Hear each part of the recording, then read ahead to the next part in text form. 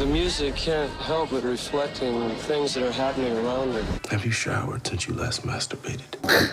What? With Elon Musk's much-hyped SpaceX launch scrubbed yesterday until Saturday now because of weather conditions down on the Space Coast, the big takeoff this week could come from the small screen. With the debuts of the Josh Gad starring animated musical comedy Central Park on Apple TV+, Season 2 of Hulu's Golden Globe-winning Ramy, and the timely liftoff of Netflix's star-studded Space Force May 31st brings the melodic tunes and dramas of Laurel Canyon from Epix. So strap in, because one of these rockets is going to be the show that you have to watch this week. Laurel Canyon was a place people were attracted to, like a magnet. It was a very small community of musicians and long-haired weirdos. Now, anyone who's ever listened to music, ever, has certainly heard some of the tunes that came out of Laurel Canyon in the late 60s and early 1970s. Be it The Doors, the Lady of the Canyon herself, Joni Mitchell, the Eagles, Neil Young, and many, many more. And if you love that era and those tunes, then this two-parter from Epix and veteran music documentary director Alison Elwood is aimed at you, with its nuggets of inside dope and assertions of how the residents of the LA neighborhood north of Hollywood were the equivalent of the Renaissance in Italy. If you're a more casual listener, then the totally solid Laurel Canyon might not make it to the top of your playlist.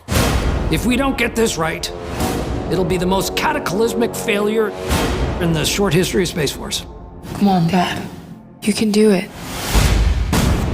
Let's get it on! Despite a sometimes ripping performance from a seemingly liberated John Malkovich, Netflix's Space Force is a spent force that never ever really gets off the launch pad, despite having some high-octane rocket fuel talent on both sides of the camera. Space Force is not particularly political, or funny, or adventurous, or really much of anything beyond a name of a vehicle for Steve Carell and The Office producer Greg Daniels to reunite. You know that sometimes special place where tragedy and comedy go all Venn diagram with each other? Well, Space Force is like the black hole version of that. And it is not a place you want to be. I hate that park. It's just a patch of dirt and weeds.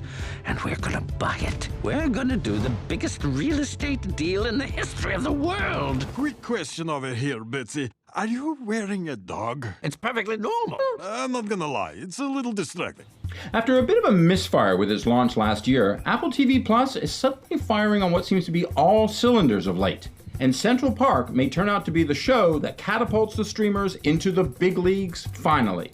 Witty, disarming, lovingly crafted, and full of eminently hummable songs, the Catherine Hahn, Leslie Odom Jr., Kristen Bell, Titus Burgess, Stanley Tucci, David Diggs, and Josh Gad starring animated effort tracks a battle for the NYC park and threats of developers taking over, and draws you in from the start and never lets go. However, as great as Central Park is, the show that you have to watch this week is the return of Hulu's Ramy, now with multiple Oscar winner Mahershala Ali. I feel like I have this hole that I've been trying to fill. Are you praying 5 times a day? He's jerking off 5 times a day.